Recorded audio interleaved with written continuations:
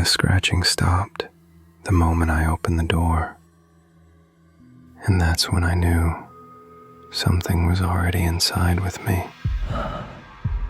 What you're about to hear happened to real people. Names changed. Nightmares. Very real. Sarah moved into her studio apartment on a Tuesday. Cheap rent. Too cheap, honestly. But she was desperate. Fresh out of college, new job, new city. The landlord handed her the keys without making eye contact. "Walls are thin," he muttered. "You'll hear the neighbors." She didn't think much of it. The first night was fine. The second night, she heard it. Around 2:47 a.m., she checked. A sound woke her. Not from the apartment next door, not from above or below, from inside her wall. Breathing, deep, rhythmic, patient.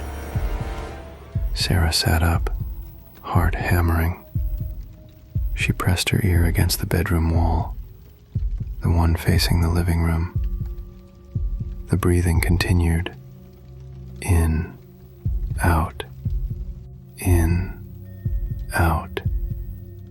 Like someone sleeping peacefully, just inches from her head, separated only by drywall.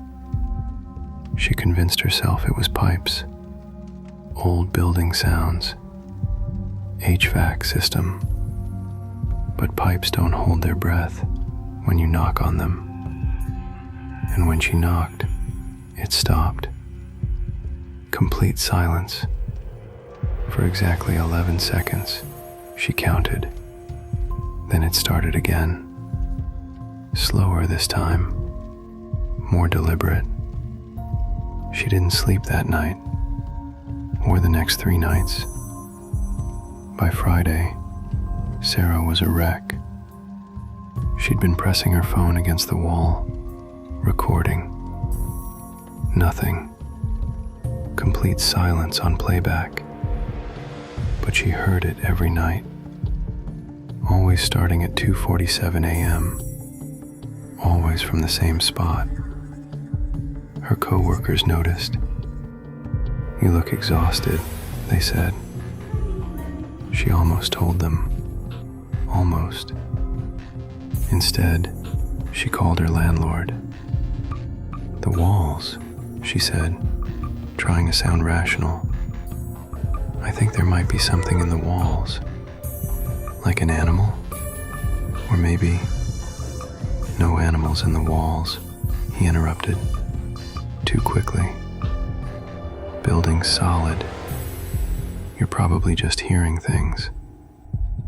That night, Sarah decided to find out for herself. She waited until 2:45 a.m., sitting on her bed with a flashlight and a hammer from her toolkit. When the breathing started, she was ready. She approached the wall slowly. The sound was louder tonight, deeper. She could almost feel it vibrating through the drywall. She raised the hammer, and the breathing changed.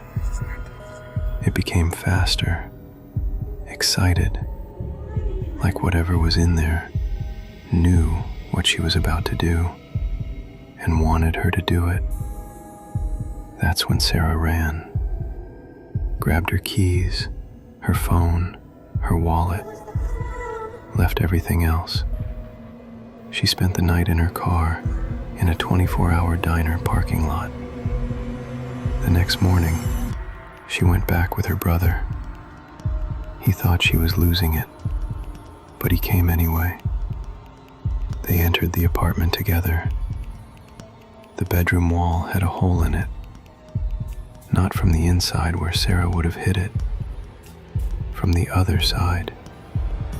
Something had punched through from within the wall, Plaster and dust covered her bed, but here's what made her brother call the police.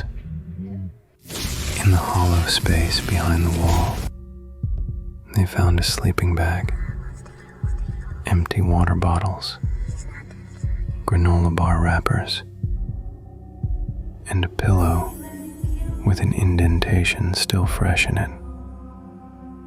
Someone had been living in her wall.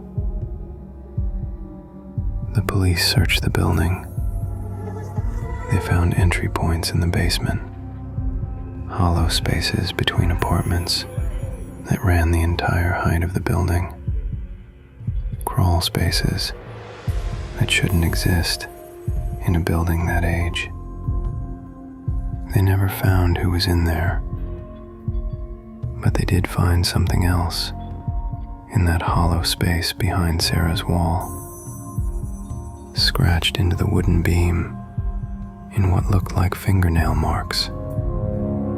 Can you hear me too? Sarah broke her lease that day. Mark had been driving for 9 hours straight.